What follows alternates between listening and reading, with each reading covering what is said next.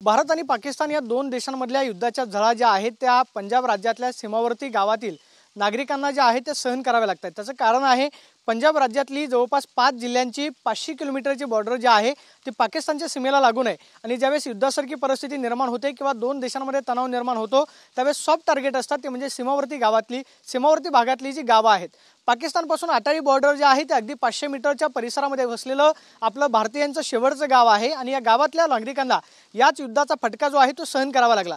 त्याचं कारण होतं पाकिस्तानकडून अटॅक जो आहे तो भारतावरती करण्यात येत होता आणि त्यानंतर अनेक गावकरी जे आहेत ते गाव सोडून गेलेले होते। सध्या आपण पाहतोय की अटारी गावामध्ये ही शांतता पाहायला मिळते। गल्लीमध्ये कुणीही नागरिक नाहीत, अनेक घरांचे दरवाजे जे आहेत ते बंद आहेत कारण अनेक नागरिक जे आहेत ते भीतीपोटी गाव सोडून गेलेले होते।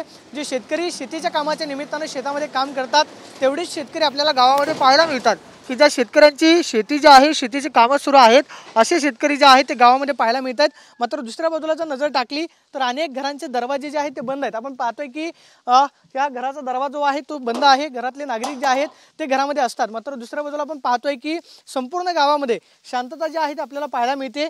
शेतीचे कामं करणारे शेतकरी जे आहेत ते फक्त आपल्याला शेतामध्ये पाहायला मिळतात, मात्र अन्य ठिकाणी घरामध्ये नागरिक जे आहेत ते नाही आहेत कारण अनेक नागरिक जे आहेत ते भीतीपोटी गाव सोडून गेलेले आहेत। त्यामुळे आपण पाहतोय की शेतीचे कामं करणारे शेतकरी वगळता किंवा इमर्जन्सी कामं जे आहेत जी खरं तर अनेक घरं अनेक वर्षांपासून राहतात पाकिस्तानकडून होणाऱ्या हल्ल्याला घाबरत नाहीत असेच नागरिक या ठिकाणी गावामध्ये राहताना पाहायला मिळतात। मात्र दुसऱ्या बाजूला संपूर्ण गाव जे आहे ते पूर्णतः शांततेमध्ये आपल्याला पाहायला मिळतं। पुढच्या बाजूला जर आपण या ठिकाणी गेलो तर साधारणतः हे 30 ते 40 घरांचं अटारी बॉर्डरवरचं शेवटचं गाव आहे आणि या गावामध्ये आपण पाहतोय की दुपारच्या वेळी शांतता पाहायला मिळते। समोरच्या घरामध्ये सुद्धा राहणारे नागरिक नाही आहेत। दुसऱ्या बाजूला या ठिकाणी आपण पाहतोय की जे नागरिक शेतामध्ये काम करतात तेवढेच आपल्याला अटारी बॉर्डरवरती पाहायला मिळतात कारण पाकिस्तानकडून होणाऱ्या हल्ल्याला इथल्या नागरिकांकडून खरं तर ज्यावेळेस पाकिस्तानकडून ड्रोन अटॅक होत होता त्यावेळेस मनामध्ये एक भीती निर्माण झालेली होती आणि त्यानंतर अनेक नागरिक जे आहेत ते गाव सोडून गेलेले होते। आपण पाहतो की दुसऱ्या बाजूला हे गावामधले नागरिक जे आहेत जे शेती करतात गव्हाचं पीक जे आहे ते काढलेलं आहे आणि आपण पाहतोय की शेती करणारेच नागरिक आपल्याला फक्त या